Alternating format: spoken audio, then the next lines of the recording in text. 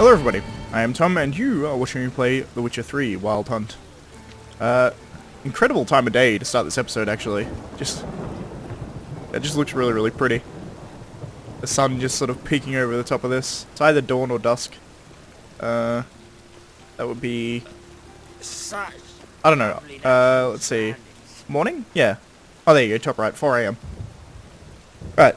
So, as you can see on my quest marker, I'm going to do the Fists of Fury Novigrad. So, I'm just going to cut to each of these, but I'm going to do all of these fist fights.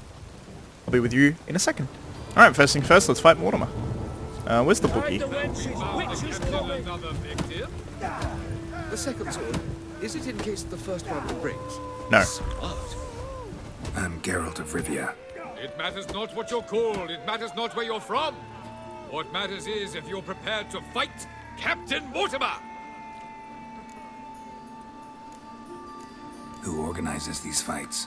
Tournaments like this have been held in Skellige, Velen, and Novigrad for ages. Each region has its own champion. Novigrad's is the tailor.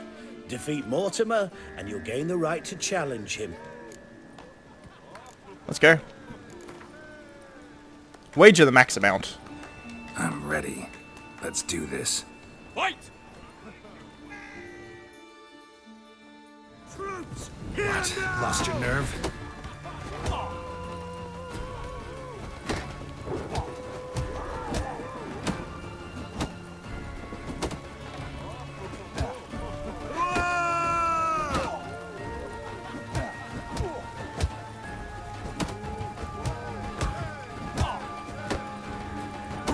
These fist fights, much like regular sword fights, essentially you parry and then hit them a couple of times. Fast attacks generally always better than strong attacks. You can do strong attacks, but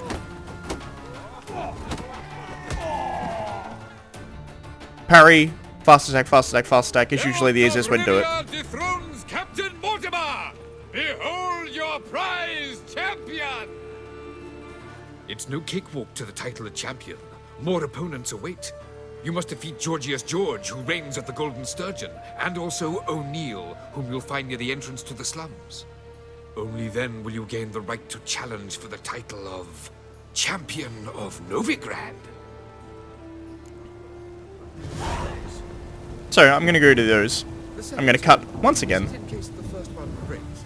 Smart. Alright, and we're back at the Golden Sturgeon, and we can take on this fist fight. I think it's literally in the Golden Sturgeon is where they're fighting. Come here, hero. Yep. Give us a kiss. Give us a kiss, eh? Will you move, please? Oh, here we go. Here's the bookie. Master Claytop.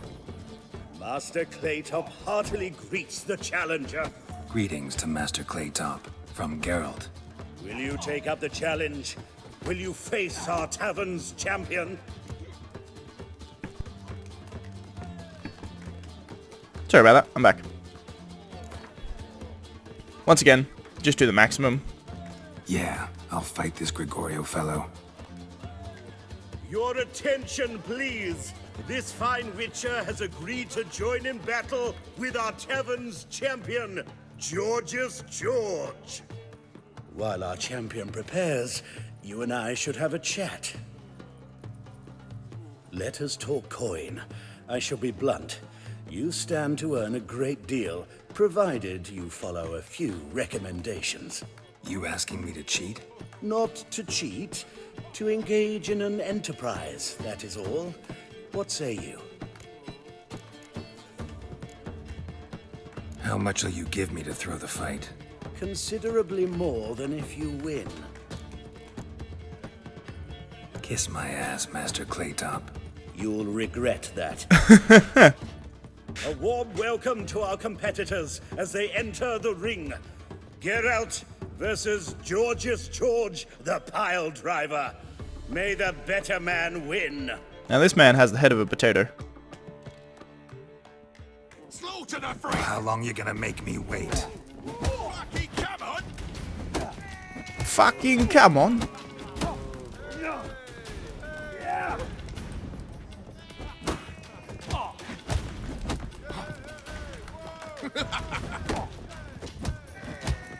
Boy!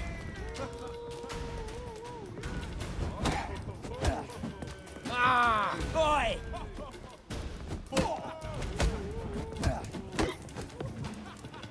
That's it, you're in for it!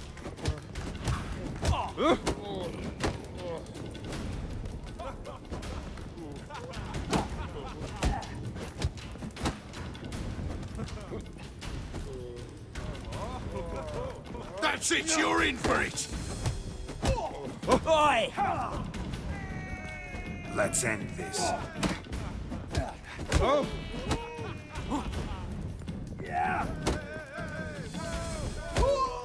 Ooh, knee to the face. Our winner and the tavern's new champion is the Witcher called Geralt. Here is your prize. So as I was saying earlier, the way you do these is the same as sword fighting, essentially. Another brawler you can fight. You'll find him near the entrance to the slums. Thank you for telling me. But the easiest way to do it is parry and then hit hit. Parry, hit, hit, parry, hit, hit. Just do that over and over again and you will win. Hello. Oh, I know. I remember this. We're a bit of coin short another round. Because we're comrades, see? Witcher, ain't you? We're butchers. You slaughter, we slaughter. Except witches earn more. Old villagers pitch in. Lords out with their purses. Ladies do like with their legs. Guess I've been to the wrong villages. Dealt with the wrong lords and ladies. Come on, don't make us beg. What's the Witcher for, anyways? It's to help men in need. You boys look tired. Probably ought to go home now. Well, how long we been drinking now? 2 days. Well said, Master. Home we will go. 2 days drinking. Damn. That's impressive. Also, I'm at the best level. Alright, I'm gonna do another Looks cut. like rain. Looks like rain. Alright, my back.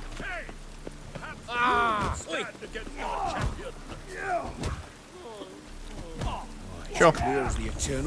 I keep pushing F. I don't know why that is, but I keep Name's drinking Geralt. Tawny Owl. Patty Gruber, I'm a bookie. I trust you're here to fight. Patty Gruber. That's such a good name. It sounds like a name out of like a Charles Dickens novel. What can you tell me about these fights? Bouts are held in Novigrad, the Skellige Isles, and in Velen. Each region has its champion, but to face the said champion, you must first defeat 3 other contenders in that region. Defeat the champions of Velen, Skellige, and Novigrad, and you will win the prestigious title of Champion of Champions. I think I did these in the reverse order. I did hardest to easiest, but A fight at whatever. last. Our champion, Archibald O'Neill, to face Geralt. Fight! I don't think it really matters one way or the other. Kisses your ass today. What I'm basing that off, by the way, is the fact that Come on, the bet closer. amounts that I can make. I could make higher bets. I've been progressively being. Ow, shit. I say that, they hit me.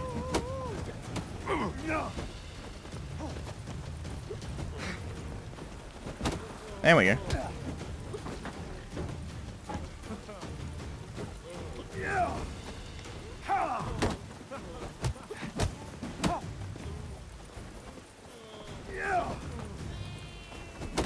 There we go. For some reason it seems to be blocking rather than parrying. I don't know why. I think I'm doing it at the right timing. That's better. But the actual amounts that I'm allowed to bet is getting lower. Yeah, see, I parried that. What the fuck is going on? Is my left mouse button not working?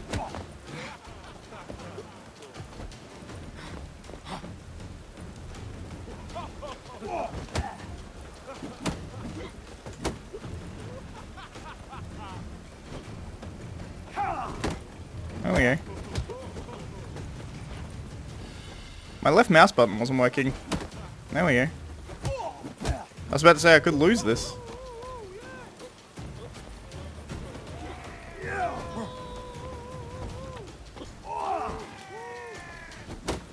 There we go.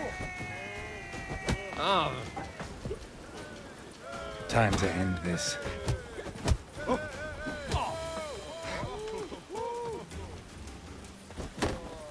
That's better.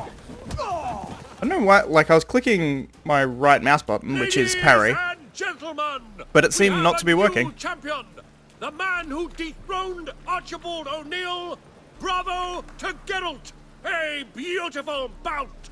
Want to be crowned the best in Novigrad? Who do I gotta fight?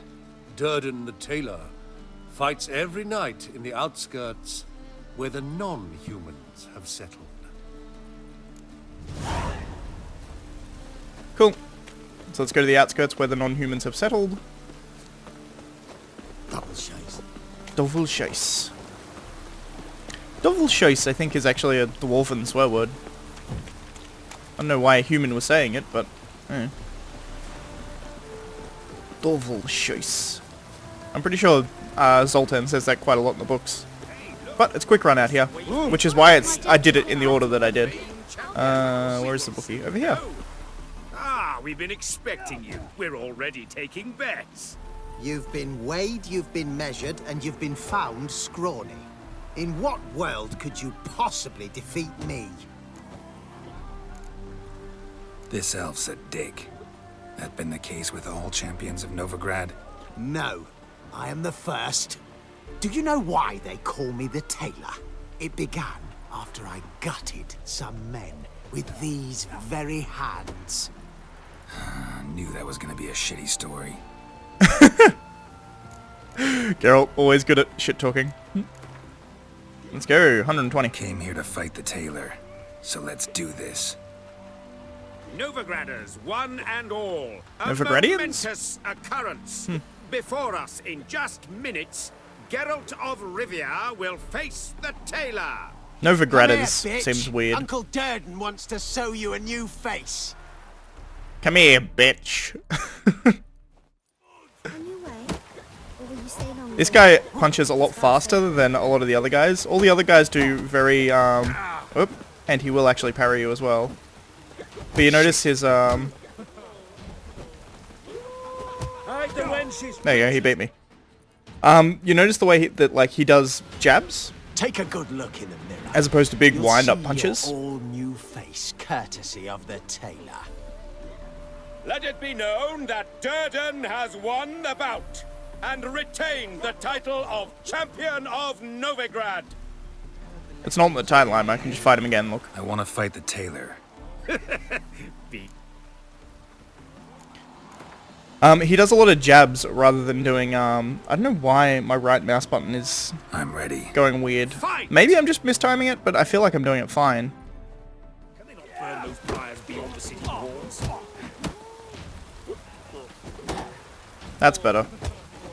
That's the difference as well. I have to hold it for longer. I started just tapping it. Lost your nerve? And just tapping it isn't enough. You have to hit it and hold it for a bit longer than I was. There we go. So Geralt stopped blocking. But the actual window for parrying is actually a lot higher. But if he keeps doing those really big swings, I'm fine. They're really easy to parry. It's his jabs that you gotta worry about.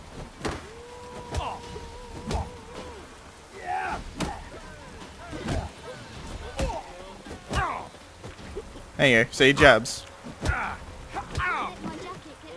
Triple jab, that's all it takes. I'm burning through money here for no reason. Take a good look in the mirror. You'll see your all... Yeah. Let it be... One more time. I want to fight the I'm ready. Fight!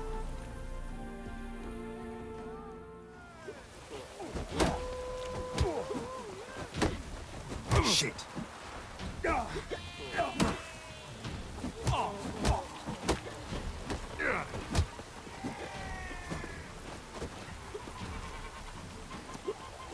Damn. Actually somewhat challenging when you're out of leveled. I guess the point being that, like... What the hell?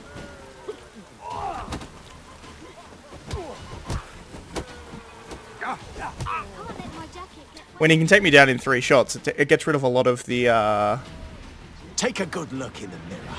You'll see your... courtesy of the Tailor. Let it be known. I don't know. It does feel like there's something off with my mouse. I apologize greatly for that. That probably made you all sick. I want to fight the tailor. Yep. Yep. Let's, I'm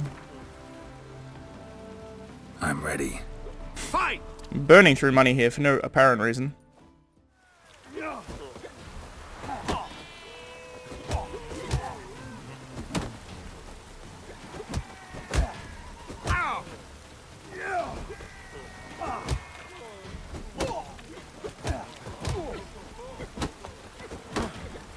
You'll never learn.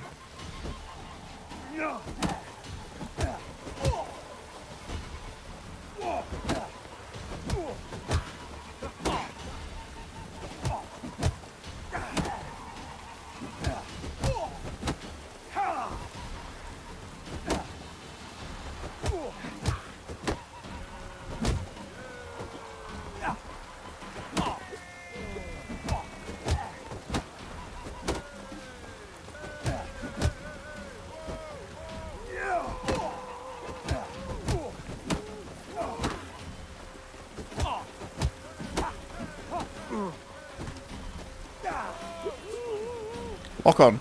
That'll help me somehow. There we go. I accidentally hit Z, which is the lock on button.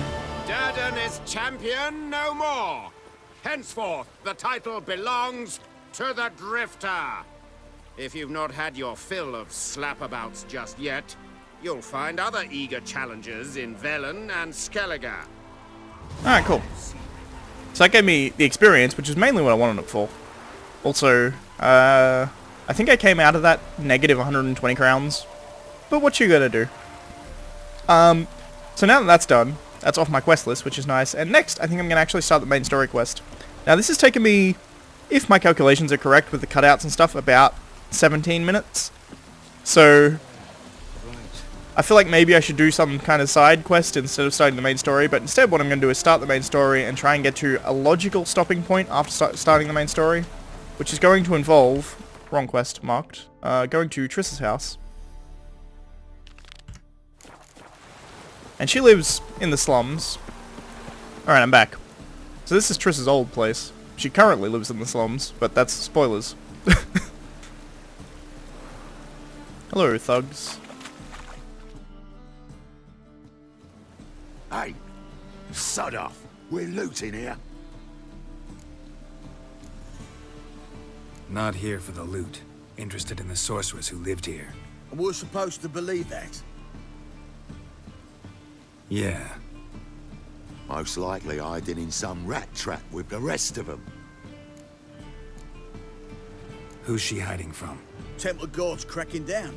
All mages are fair game. Yeah, they round them up like rats. Someone's gotta know more. I'd look for her in the Putrid Grove. Putrid Grove. Interesting, as names go. A hive of scum and freakery if there ever was one. No decent folk show their hides there. That why you think I should look for my friend there? I meant no offense. Putrid Grove. Where is it? I wouldn't know. Rumour has it, it's a place for freaks and oddities. You'd fit in well there. Maybe. Thing is, gotta know how to get there. They say you've got to get there through the sewers, but you've got to enter them outside of town. Few know where exactly, though. Ask a beggar. Or spot yourself a thief. Follow him. Beggars and thieves got to pay tribute to the king of beggars. Word is, they do it in the grove. Mean to say the local beggars have a king, crown, scepter, and all that? Wouldn't scoff, mate. King of beggars, it's a moniker. Yeah, for a man who everyone in Novigrad respects deeply. And watch yourself. Menger himself don't even go to the grove. Someone called for me. Wonder why. It's Menger. Temple Guard. Thieving vermin to the confession chamber. What, but sir, what's the offence? This is some sorcerer's bitchy shop. Think that gives you the right to steal her property? Well, sorcerers, mages of all types are outlaws. But by law, the temple guard takes possession of their belongings, and the rule of law still holds in Novigrad.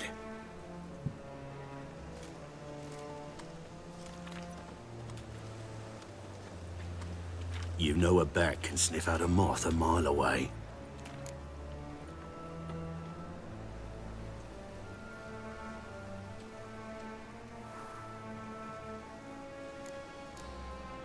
Got nothing to do with their sense of smell. It's about their hearing. Well, well. Man knows his bats. Here I thought you only cared about monsters. And as bats sense moths, so I sense freaks. And start by warning them. Novigrad's no place for your kind.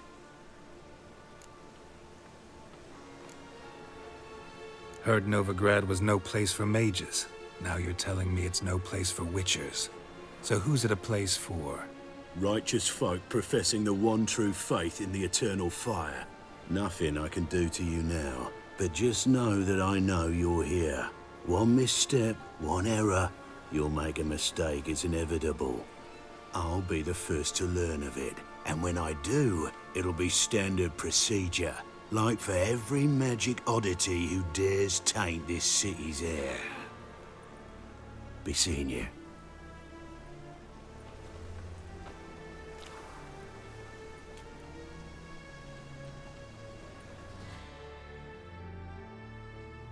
It's very interesting that they actually come and find you at this point. It seems that Menga had eyes on Triss's place specifically for that reason. Because they didn't come in and stop the looters. Or at least not immediately. They waited until I came in, and then Menga himself came to talk to us. Which is definitely interesting. Speaker of Grin, it's always nice. The Conjunction of the Spheres, very interesting book. Scholars have many vices. Possibly the worst among them is the tendency to describe the simple as in unnecessarily complex terms, to dress the plain in the garb of false learning. The Conjunction of the Spheres might serve as an excellent example of this. This name, so mysterious to a commoner's ears, could be replaced with a much simpler alternative: When the Worlds Collided. The phenomenon itself can also be explained in terms as simple enough for a child to understand. Imagine, dear reader, that our world is a ship sailing on a great sea. From its deck you can see other, distant vessels. Those are the stars. These vessels can bear their own goods and their own crews. They usually pass us at some distance, barely visible specks, even viewed through a spyglass. Once every few thousand years, however, a storm breaks above this cosmic sea. A storm so strong it tosses the ships toward one another, making them sail cheek by jowl. Part of the crew of one ship can at such times move to another, and some of the cargo from one ship hold can spill into a neighbouring vessel. When the waters calm, the ships separate once again and sail their separate, invariably different ways. The so-called post-conjunction beings, namely monsters such as ghouls and basilisks, are precisely such passengers from another vessel, and we humans are castaways, flung against our will from somewhere far away into a world previously inhabited by the elder races. Once here, we learn the arcane mysteries of magic, unbeknownst to us before. Could the worlds collide once more? Perhaps. Can this cataclysm be avoided, or the opposite, hastened? Some scholars believe there are beings who have mastered this skill, who possess rare genes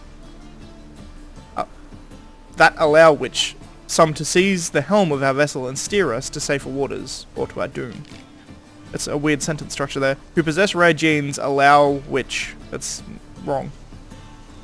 But this is talking very similar to Ciri and a few other sages who can actually...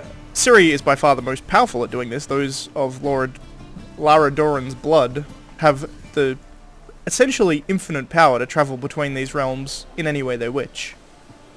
But there are also some sages who can do it at particular places at particular times. They can jump between worlds, as it were. It's unclear to me whether or not... They often talk about the conjunction as if they are planets that are the different realms, but I think it's probably more likely that it's actually more of a multiverse theory as opposed to just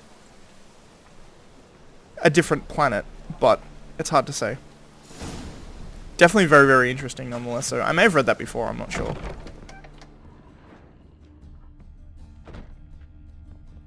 Oh. His Imperial Majesty Emir var Emrys. I'm pretty sure I've read this.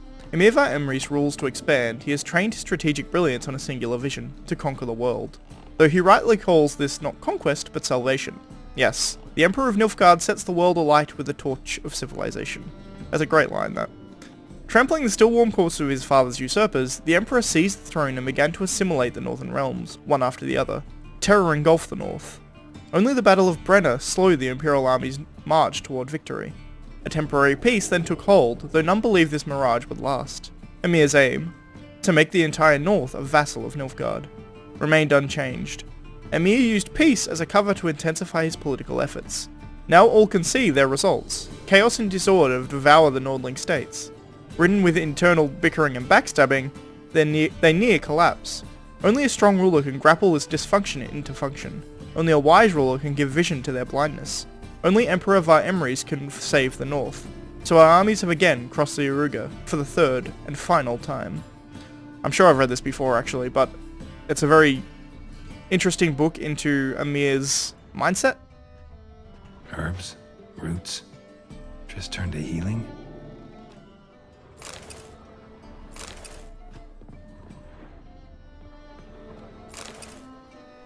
An Evening with a Vampire. This is also a very, very interesting book. I haven't read this one because the bestiary entry got added. This is probably going to be a longish episode. I'm going to search her whole house and then that'll be the end of the episode.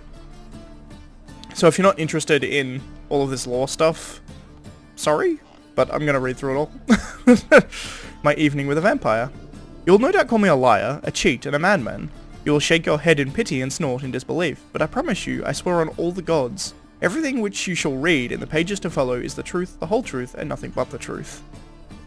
I met the vampire of which I write years ago in an inn in Beauclair. He introduced himself to me as Regis and said he was a barber and a medic. Since he looked in every aspect like a mortal man, I might never have even suspected his true nature, had not a fire broken out shortly thereafter in the establishment in which we were residing. This Regis, if that truly was his name, stood completely untouched by the flames, whereas my own clothes quickly caught fire. The vampire carried me out of the burning inn, saved my life from certain death, then treated my numerous wounds. At first, Regis refused to answer my query as to how he had miraculously survived the furnace-like temperatures, inside the burning inn, without so much as a scratch on his body or a hair singed on his head. Eventually, however, he must have sensed I was a man of the world, one who would not jump to hasty judgments based on appearances or species, and revealed his identity, along with a great number of interesting facts. According to Regis, not all vampires are alike. This vast family contains both mindless catechins, fledders, and echimaras, who in form resemble overgrown bats far more than humans, as well as alps and bruxae, who look remarkably like comely maids. In addition to these, there are even more powerful higher vampires, to which genus belonged my unexpected acquaintance. Not even a witcher can discern a higher vampire from a mortal man. Contrary to popular belief, they cannot be killed by pounding aspen stakes into their chests, nor by cutting off their heads, nor, as I can vouch for based on personal experience, by fire. They do not fear running water, garlic, or the symbol of any creed. It might be some consolation to learn a vampire's bite does not turn a human into another of their number, and they do not in any way need our blood in order to survive. To them, it is merely a delicacy in which they indulge from time to time, like men do with fine wine. Regis asked me to keep this tale to myself, but now, as I lay on my deathbed, I feel that I must share this secret knowledge, even if it means breaking my word to this most noble individual. Regis. Regis is a friend of Geralt's. At this point, as far as Geralt is aware, Regis is dead. Hairbrush. I won't go into it majorly, but interest to use one like this. Ignite. I'm also going to go into the bestiary. All the way to the left, right? Nope, here. Yeah. Gin. These are both new. The pitcher emitted a puff of glowing red smoke. The smoke pulsated, then gathered into an iridescent sphere floating in front of the poet's head. The first longing, a tale fantastic in all ways. That is actually a quote from the second Witcher book, I think? No, first Witcher book. It is from the first Witcher book, where the poet that they're talking about in this case is Dandelion, where him and Geralt were fishing and found a gin. A Jinn is a powerful air spirit, a condensation of power of said element endowed with consciousness and character, the latter usually nasty. According to legend, Jinn can grant even the most far-fetched wishes, though they do so begrudgingly. Unusually powerful mages can capture and tame these beings. A mage who succeeds in doing so can draw energy from such a spirit, using it to cast spells without having to summon the power from traditional sources. Only a handful have ever managed this feat, however, for Jinns fight to avoid such a fate with stubborn determination. To imprison a Jinn and bend it to one's will, one must first weaken it, and that is no easy task. Fighting Jinns is extraordinarily difficult. They can fling off spells in an instant that the most accomplished human mages could never master with years of preparation. What's more, by manipulating the element of air, they can summon gales, powerful storms, even hurricanes. Luckily, as magic beings, they are vulnerable to silver, yet steel will do them no harm. So that's very interesting. Yennefer actually once tried to tame a Jinn, which, we actually showed this off. We actually broke the spell or the wish that Geralt had made. But essentially to save Yennefer's life, this Jinn was attacking her, and the Jinn could not attack Geralt because Geralt was the one that summoned it. And as so, Geralt said, "I wish that we are together forever," or kept safe together. I can't remember the precise wording of his wish, but essentially the Jinn had to leave Yennefer alone because if he killed Yennefer, then it would be breaking Geralt's wish. Well, that's interesting. Hounds of the Wild Hunt. No entry. Then why are you unlocked?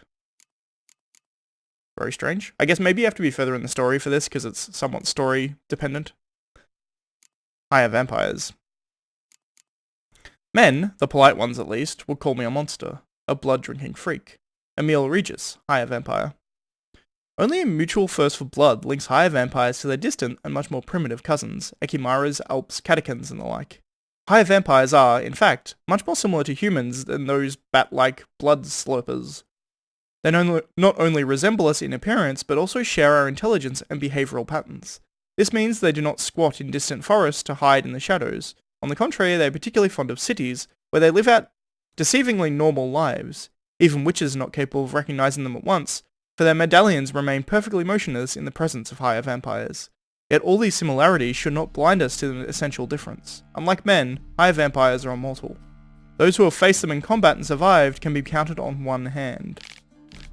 It is a witch's good fortune that higher vampires are extremely rare, and not all are dangerous to humans. Though they do have a taste for blood, they do not need to drink it to survive. Some higher vampires have renounced feeding on humans altogether and do no harm to anyone, but others give in to their desires. A witcher who braves fighting a higher vampire must bear in mind that he faces a monster endowed with incredible strength, one able to manipulate men and animals, turn invisible, and transform into a giant bat. And furthermore, one which is nearly impossible to kill.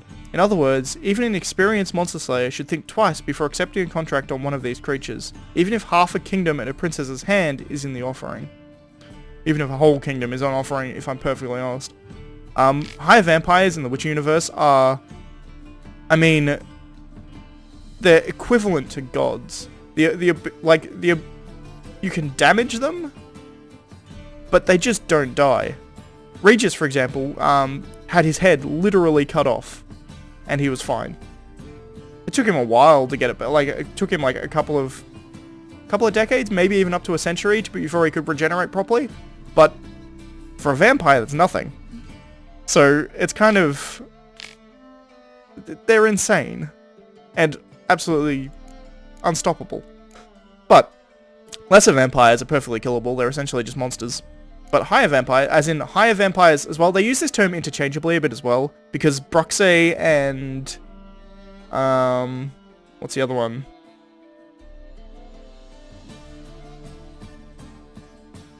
Is it Echimaras? No. No, not Echimaras. Catechins, maybe? There's a couple of vampire types that are considered lowercase h higher vampires, because they're more intelligent than others, but the true capital proper noun higher vampires are a different breed altogether. Even compared to a Bruxa. A Bruxa you can kill. Higher vampire, you pretty much just cannot kill. So, that's interesting. This turned into a lore episode without me necessarily meaning for it to. Brother AutoLoot's bestiary. Let's read that. Probably give me a bestiary entry.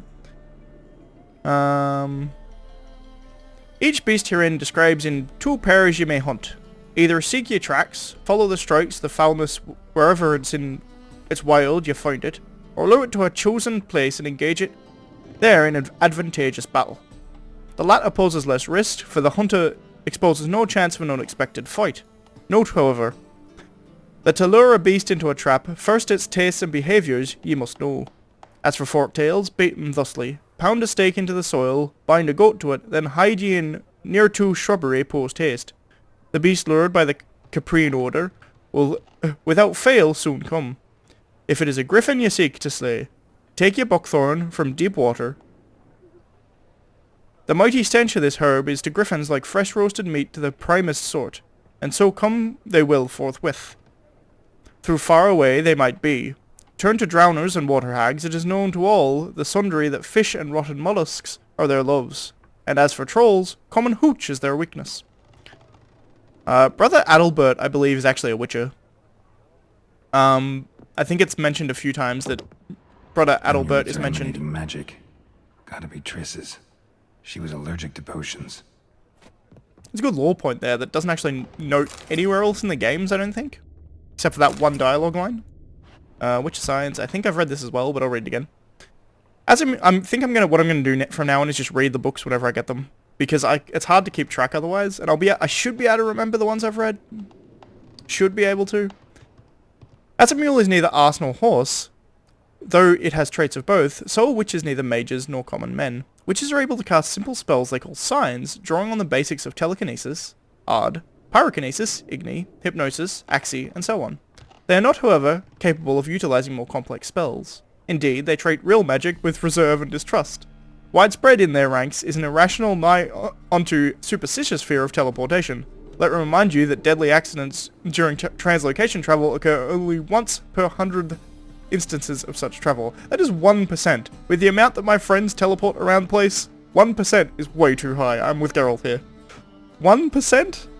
Like, Yennefer teleports like 100 times a day. This aversion surely stems from the fact that witches do not possess inborn magic talents, but instead gain them during their infamous trial of the grasses. It can thus be said that their casting spells is an affront to nature, as is, in fact, everything witches do. Clearly written by someone who doesn't like witches very much. But like, he's making a case for translocation spells, and apparently translocation spells only have a 99% effective rate. Like, that's insane to me. I wouldn't do that with a 1% chance you get cut in half by a teleportation. Like, that's absolutely insane. Triss's. Never knew her to drop him on the floor.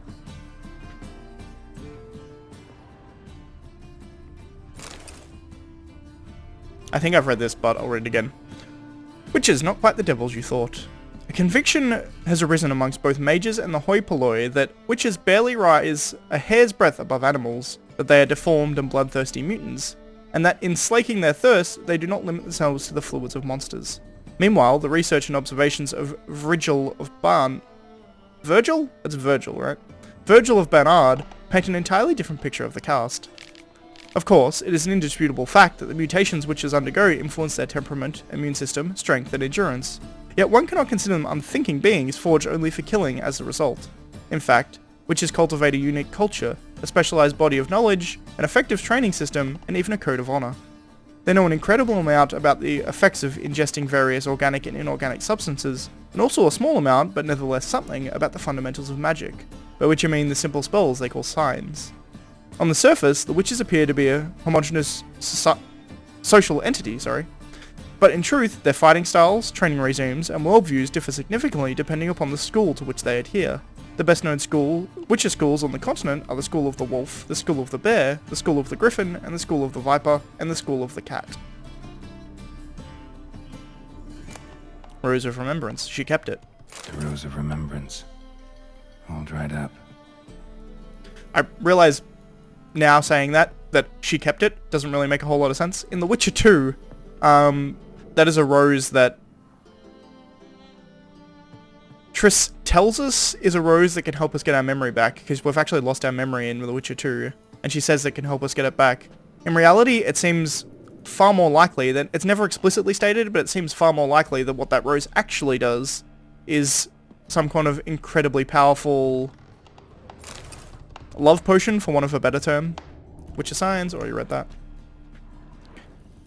So it seems like she was trying to drug us into loving her, which, quite dark. And something that she seemingly regrets, because she apologizes for it in this game. In fact, she apologizes for it in The Witcher 2 as well.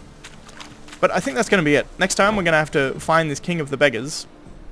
And to do so, we're going to have to talk to some beggars or tail some thieves. As you can see, there's a lot of points on my map where I can do that. But thanks for watching, I shall see you next time. This ended up being a lot longer than I thought it was going to be, but oh well. I figured, oh, I'll just do some fist fights, and then, you know, we'll do the whole first mission. But no, that never happens, of course not. Because I had to read and look at lore. Anyway, thanks. I shall see you next time.